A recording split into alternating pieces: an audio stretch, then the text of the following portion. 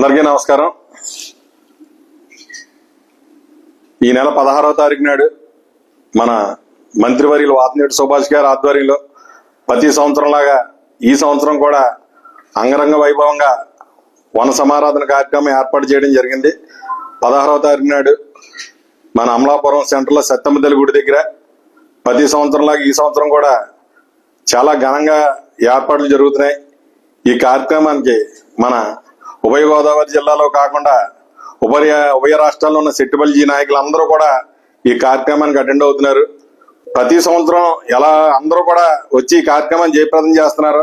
కానీ ఈ సంవత్సరం ఇంకా ఇంకా బాగా జరగాలని చెప్పి మనస్ఫూర్తిగా కోరుకుంటూ వాతనేటి సుభాష్ గారి ఆధ్వర్యంలో నేను ఇద్దరం కలిపి కూడా 300 మంది పిల్లలకి స్కాలర్షిప్లు ఇవ్వడం జరిగింది.